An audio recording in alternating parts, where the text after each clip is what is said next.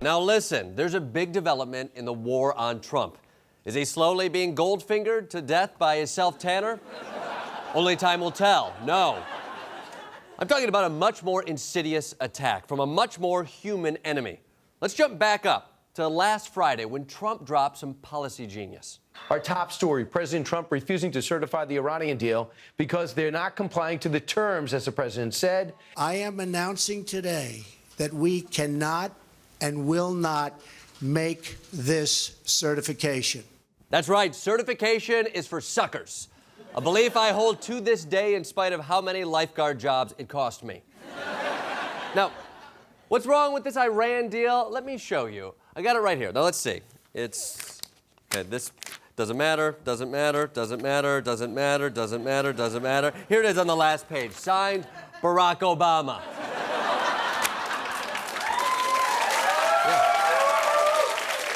They didn't even try to hide it. But not everyone in Trump's cabinet agrees with his decision to back out of the Iran deal. Iran is not in material breach of the agreement, and I do believe the agreement to date has delayed the development of a nuclear capability by Iran. Do you believe it's in our national security interest at the present time to remain in the JCPOA? That's a yes or no question.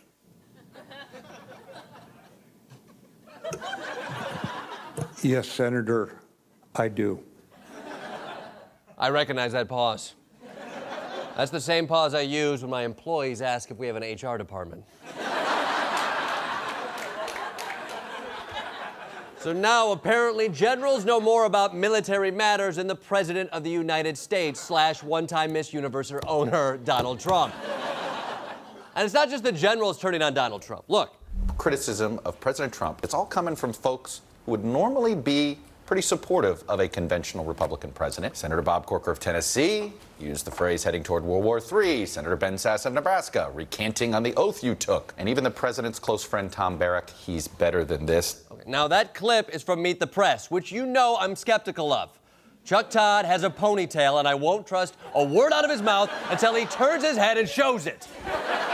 But those people did say those things, which brings me back to the war on Trump. Remember that enemy I was talking about? Well, now it's clear who Trump's biggest enemy is. Friends. Friends of the president criticizing his remarks. Friends.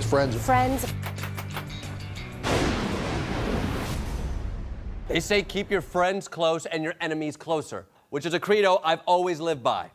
Although it makes parties at my house contentious. That's why I have so many fondue-shaped scars. But, as we all know, friends are not the closest enemy. That, of course, is skeletons. The enemy within. Trying to undermine our strongest ally, muscles. Okay, where was I? Friends, yes. Friends, who are the enemies? Let's call them frenemies. A word I just made up. Trump's frenemies treat him like a chump. And here's an example, right here. Back in July, Trump's so-called friends held a meeting to download him on America's defenses around the world. Like which countries are not and are America. Stuff like that. And Trump, he had a great idea. In this briefing, it included a slide that had a look at the historical U.S. nuclear arsenal. President Trump said, well, you know, why don't I have more?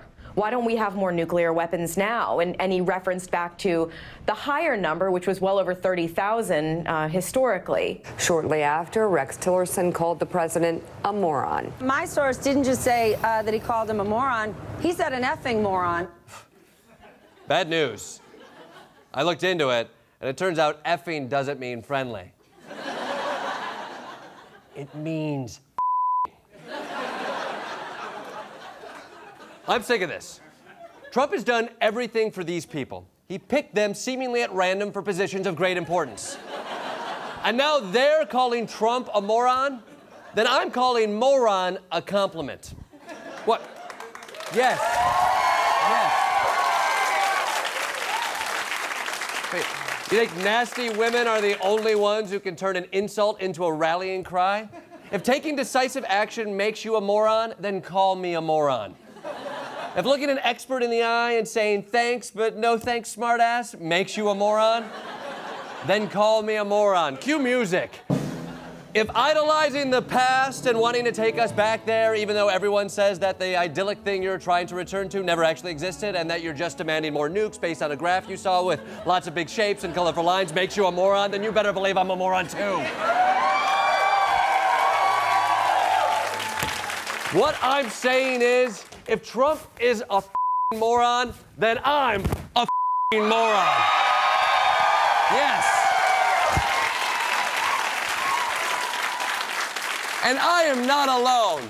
Tim is a moron. Yeah, Jordan. My girlfriends have said the same thing for years. Yeah. Our head of HR is a moron. And you know what? We are not alone. There are millions of free thinkers like us who refuse to obey the experts and buck their traditionalist facts. Am I right? Yes. So look out, world, because America is full of morons. Who looks stupid now?